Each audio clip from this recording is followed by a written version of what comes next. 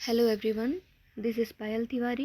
Welcome to our channel Aadharshila Classes. आज हम हमारा जो पोइट्री सेक्शन है बारी बारी से हर एक पोएम का समरी स्टार्ट करने वाले हैं। ठीक है, तो सबसे पहले जो फर्स्ट पोएम है हमारा sweetest love I do not गो, जिसके पोइट हैं जॉन डन। तो इसका समरी हम पढ़ेंगे। ठीक है, समरी बहुत ही इजी वर्ड में है, आपको बहुत अच्छे से समझ में आ जाएगी और लिखने की प्रैक्टिस भी कीजिए घर पे खुद से अपने वर्ड्स में, उससे आपको और भी ज़्यादा बेनिफिट होगा। चलिए वीडियो को स्टार्ट करते हैं। Sweetest love I do not go is a metaphysical poem written by John Donne. यानी sweetest love I do not go ये एक आध्यात्मिक कविता है जो कि जॉन डन द्वारा लिखी गई है। इन दिस लव पोएम, और ये पोएम मतलब प्रेम से संबंधित है। ठीक है, ये एक लव पोएम है। The poet portrays the power of true love. तो इस लव पोएम में जो पोएट हैं हमारे, जो कवि हैं, उन्होंने सच्चे प्यार की ताकत को चित्रित किया है, यानी हमारे सामने प्रस्तुत किया है, उसे दिखाया है। The poet tells his beloved that he is not running away thinking that he is fed up with it और he is expecting a better love और फिटर लव। जो पोएट हैं जॉन डन, वो अपने माशूका यानी जो उनकी प्रेमिका हैं उनसे कह रहे हैं कि मैं इसलिए तुमसे दूर नहीं जा रहा हूँ, मतलब ये सोच के मैं तुमसे दूर नहीं जा रहा हूँ कि मैं तुमसे थक चुका हूँ या मैं तुमसे उब चुका हूँ, या ऐसी भी बात नहीं है कि मैं किसी बेटर लव यानी तुमसे अच्छी किसी लड़की के तलाश में जा रहा हूँ जो मुझे तुमसे ज़्यादा प्यार करे। ही इज़ गोइंग, वो जा रहे हैं, because he has a desire to die in the state of bliss, क्योंकि वो जा रहे हैं क्योंकि उनके अंदर चाहत है कि जब उन्हें मौत आए तो वो मतलब एक परम आनंद की अवस्था में मरें। ठीक है, यानी वो मौत से घबराए नहीं।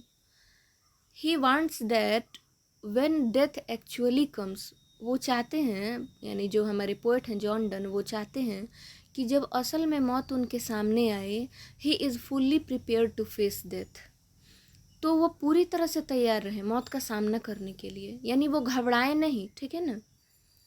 The poet assures his beloved that he will come back exactly as the sun comes back every day.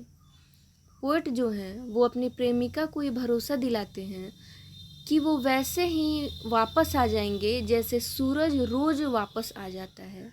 सूरज रोज़ ढलता है लेकिन फिर उसी समय पे सुबह वापस आ जाता है। The poet promises her, poet उनसे वादा करते अपनी प्रेमिका से, that his return will be faster than the sun because he has reason to return soon.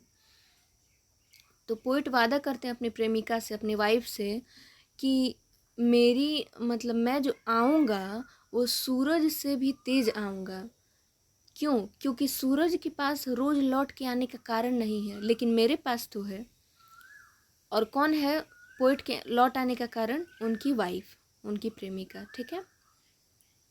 The poet tells his beloved, जो पोएट हैं, कवि जो हैं, वो कह रहे हैं अपनी प्रेमिका से, not to mourn his visit, कि उनकी जो ये यात्रा है, पोएट जो दूर जा रहे हैं उनसे, उसे बर्बाद न करें।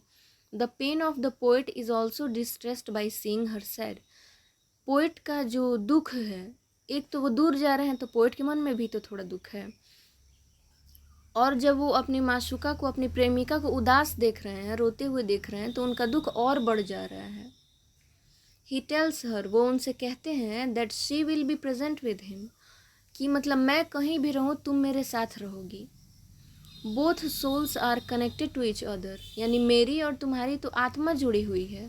सो there is no question of separation, इसलिए अलग होने की तो कोई बात ही नहीं है। There is no question of death, यहाँ मौत की भी कोई बात नहीं है, क्योंकि जहाँ आत्मा जुड़ जाए वहाँ मौत भी उसे अलग नहीं कर सकती। The poet finally concludes that love is immortal, और अंत में जो पोएट जो हैं, कवि जो हैं, यही निचोड़ निकालते हैं कि प्यार जो है वो अमर होता है, इमॉर्टल होता है, डेथ भी उसे सेपरेट नहीं कर सकती, अलग नहीं कर सकती। ठीक है, आई होप पोएम आपको समझ में आया होगा। बहुत ही ब्यूटीफुल पोएम है, एक लव पोएम है। तो मिलते हैं नेक्स्ट वीडियो में। नेक्स्ट पोएम के समरी के साथ। Thanks everyone for watching my video.